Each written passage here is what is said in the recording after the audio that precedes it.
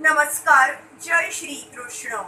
Illuminating text 1, text 2 and text 3 of chapter 32, Entanglement in Fruitive Activities of 3rd Canto, the status quo of Srimad Bhagavatam.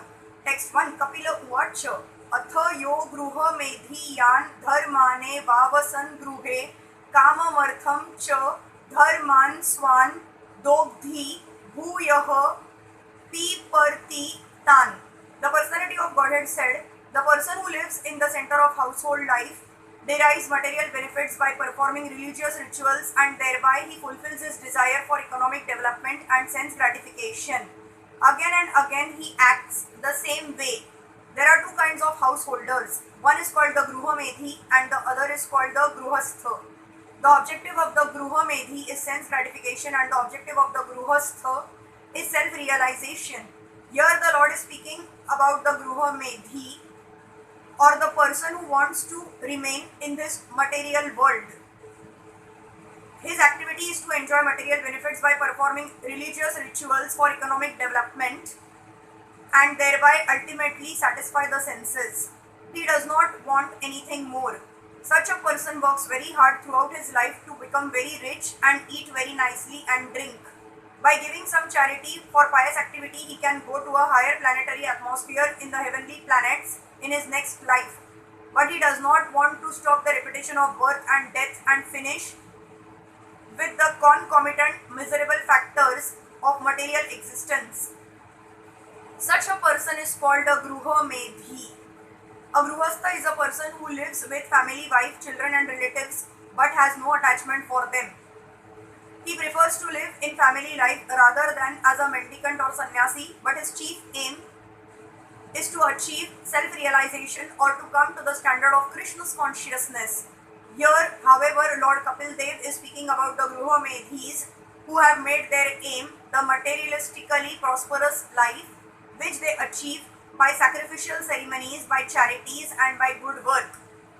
They are posted in good positions, and since they know that they are using up their assets of pious activities, they again and again perform activities of sense gratification. It is said by Prahlad Maharaj, Punaha Punash Charvita Charvana Nam. They prefer to chew the already chewed. Again and again they experience the material pangs, even if they are rich and prosperous, but they do not want to give up this kind of life. Text 2.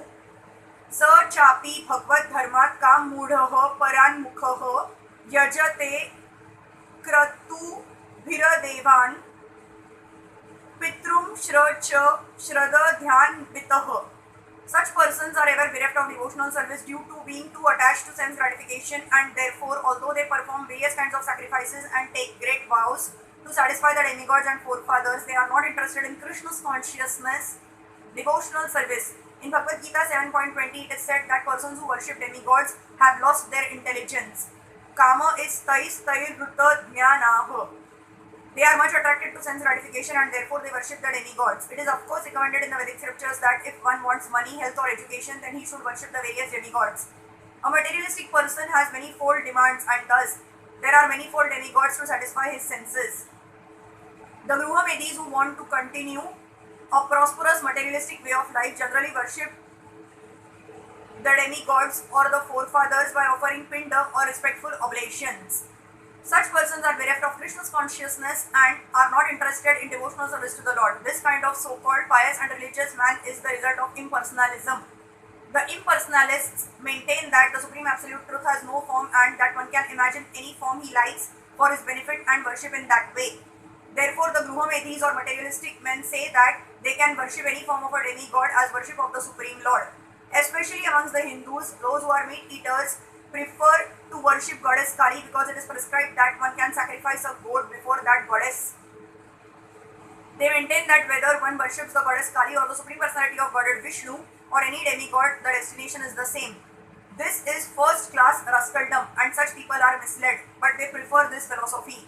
Bhagavad Gita does not accept such rascaldom, and it is clearly stated that such methods are meant for persons who have lost their intelligence. The same judgment is confirmed here, and the word kam mudhaha, meaning One who has lost his sense or is infatuated by the lust of attraction for sense gratification is used. Kam Mudhaha are bereft of Krishna's consciousness and devotional service and are infatuated by a strong desire of sense gratification.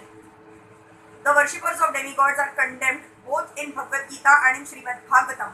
Text 3. Tacha Chrada Dhya Kranti Matiha Pitru Deva Vrataha Puman Gatva Chandramasam Lokam Sompaha Punareshyati. Such materialistic persons attracted by sense gratification and devoted to the forefathers and demigods can be elevated to the moon where they drink an extract of the Som planet. They again return to this planet. The moon is considered one of the planets of the heavenly kingdom. One can be promoted to this planet by executing different sacrifices recommended in the Vedic literature, such as pious activities in worshipping the demigods and forefathers with rigidity and vows. But one cannot remain there for a very long time. Life on the moon is said to last 10,000 years according to the calculation of the demigods. The demigods' time is calculated in such a way that one day 12 hours is equal to 6 months on this planet. It is not possible to reach the moon by any material vehicle like a Sputnik, but persons who are attracted by material enjoyment can go to the moon by pious activities. In spite of being promoted to the moon, however, one has to come back to this earth again when the merits of his works in sacrifice are finished. This is also confirmed in Bhagavad Gita 9.21. Te tam bhuktva svarga lokam vishalam kshine punye martya lokam vishanti. Hare Krishna.